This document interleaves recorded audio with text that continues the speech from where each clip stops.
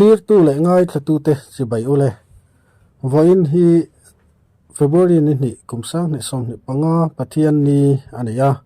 tu tuma chon ratukho van toina thleng chungchang report kan ngai thladona tui riala sangamana kal pulal mun luna kumsam thum pathum ratumel kon chu January ni som thum tlai dar nga vel khan tuya che suala tu thleng hian arung zon mek lani in mitlom ngai ten amun an ria chil meka chanchin kim changjok hre turin puma loma ratu join oi me president kan biak na ilo ngai thlang u ni hei tuna zanjo project sona tang phone call te man han donga chuan ke mani hi ka introduction sim anga oh lalom zo la kania tuna hian ratu branch ratu join oi me hian president ni lai me kania hemi kan tui thla chungchang a hian an hriat dan chuan nilai thotan ni dai lam dar li le dar nga in kar bor ve khan kho en lai thim ma de in a thian pa nen ti hian har san na anani an to ka tiang chuan in ama kha a thian pa nen khan pum thran ve ve chuangin khan hun te han mang ani ama ro chu ban toina to chung changa ero hi chuanin a thian pa soi dan chuanin ka hma ah hian akala pum thran ve ve kan kala vain tia ta chuanin mau tluk ang vel hen kan hla ta tia ari deuh bura kavale hoya meijel katan line ani ha tiamo chu a deuh bura ma se alo apum chu lo ruak ta kavakal hnaya ma se ka chan man talawa tiamo ani ban doi to dan chu nia mun tuna kum som thum le pathum mi a fa som mi nei ani ani chumale chu fa pakhat nania tro chu an nei chu ni avalai na fe tro mel kon tatu mel kon ra to a mel uni khan an soya dik tro attack ni zan khan kan khotang hroi tu vi swi tenen mu khom na kan han nei hala ro man na kan han siama melkon branch ratu a hian branch pathum kan oma melkon branch kha reglo ma saber turin kan han tip khota zan ni anria hnuwa nimin inrin ni khanin ratu branch in an zuk thlak ve le ta chuanin lakmu ani lem lo wangin tuna hian ratu branch in hun an hmang mek a sunday zan hin riak anga naktu a hian chimleng branch an lut lenga tiang chuan ro man chu kan an siam pot chu ania ani chumale an tlak an chet sual na hun kha a chet sual na hun kha in the theyem hre thei chuan I think alui kha athu kem tun lai atui hi lian thrim thrim em tui rian luya ania chuanin mania kalte kan zo khan hlam kwa vela thu ka achi sualan temo hlam kwa mo avara phak ve tro chulai chon ani chon alla lang lo ti na nenga la lang lo he kan han dei se da na chuanin voin ni te han mang zawila voin pathian ni te han mang zawila nak tu lama te aron thotan ni lama te aron lang takin ti thua han lai buat se me ni ratu a hianin in chuan nei a ama ro chu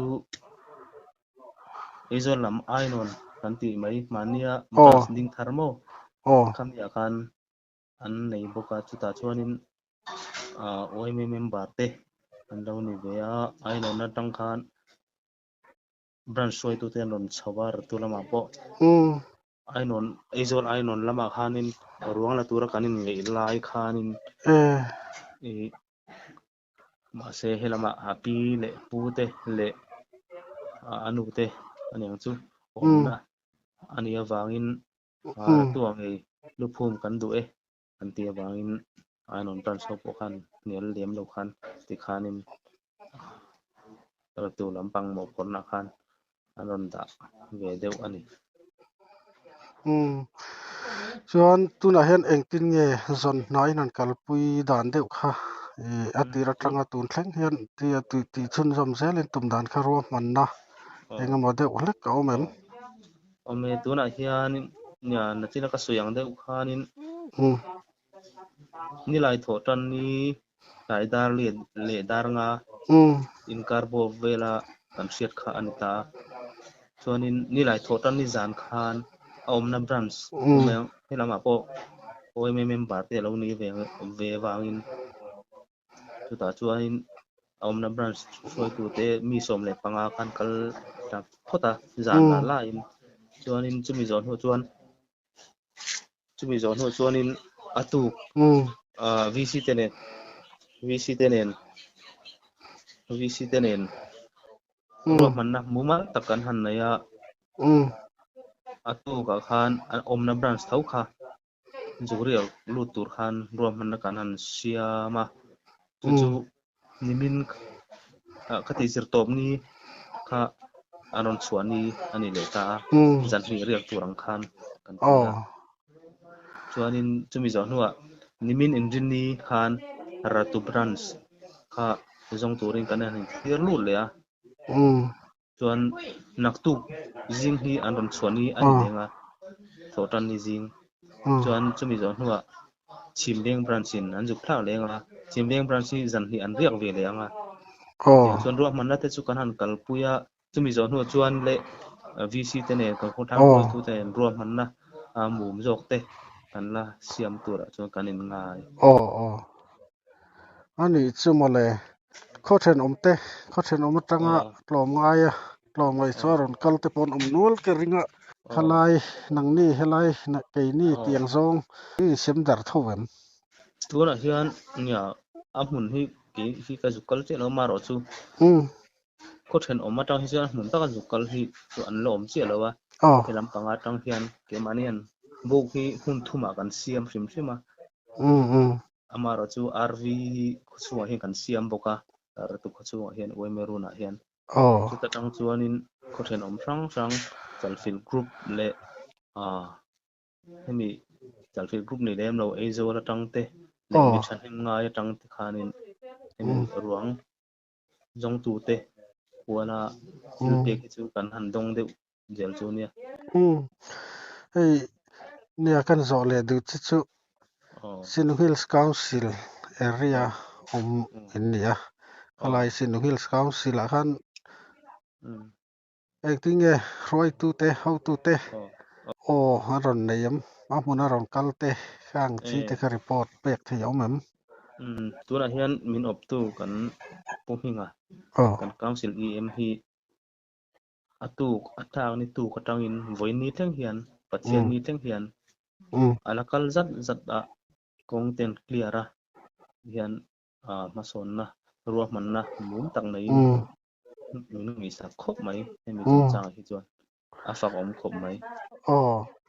nia isoi mangkhan tui kha thu rewa atlak na hmuna khan ektinge zon kha fa hau takom ve eng man ruwa te in mangem enge mo thiam na bik man ro tha bik nia man ruwa te chu man nge na om chi alo tu rial hi chu an khwana ala rei si lawa nuai lampang hi ala bol hloang leng sia mau le thing tu nok te a chi hlan kha kan ring hrim shima tuilu tiam po han ti do ni la an lu thei chong hi kan ring lem lawa alang hi kan la ngak ri phot ani tuna chon mo ani chuan a hnuai kha hnok viewang hang ate khan lo tang palta se alang thei lo pa pha mai ngam o ti te ka ngai to mo ani chumi a chuan tuna hian kanin ruah man na anga chuan branch rotation kan siam a hi zo thotila chu ta chuan kan khotang hruai tu te nen ruah man na mum kan siam le anga chu tiang chuan kan kal pui anga tiang chuan thu kan han da mek chu nia ani chumole nia an lai na tom khop mai khalai a chiat tok chung ko te po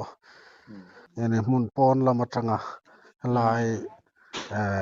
tran puina emo khatiak chi kudron tho khát tiếng chi khăn to em tu nãy ni hiền e tuna hian nya kema record a chuanin he hi mun thu ber hi kani ni ka hria thei chuan kawtanga le aizol lama ratu ko chuak welfare te le oh ratu welfare le hemi mi thanem ngai ratu ko chung mi te le khodanga om thanem ngai ruang jong tu ten hawa e me tia thilpek hi oh kan donga chuanin kan bial tu MLA hian min khongei kop maya ani kontran puina te min han pe chho zela chuan kan VC te hian thei topin ma min lak pui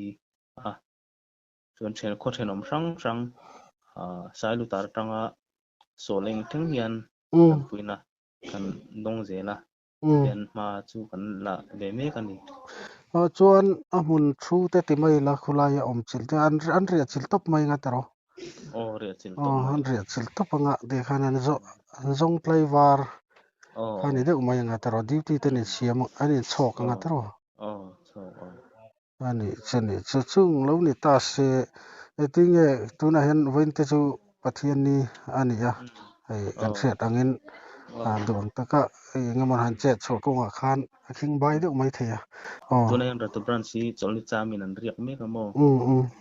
tem bera mi somthum bel hi chu tuna hen luyan om me ka chuanin naktu khi khuan ron varanga pathian remati chuanin le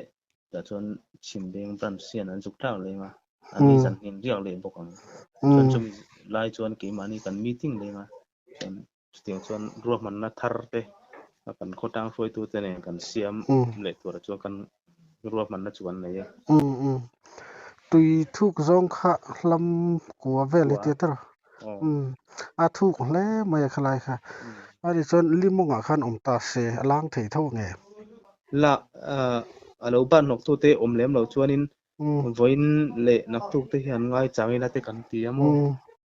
ta chuanin aron kan be se dan chuan nak tu chopma lampang hi chuan lang thei tur a chuan kan han ngai dewa hei ani le mo pumala disaster management lam te hi in riat ti rem rema chu ania ni e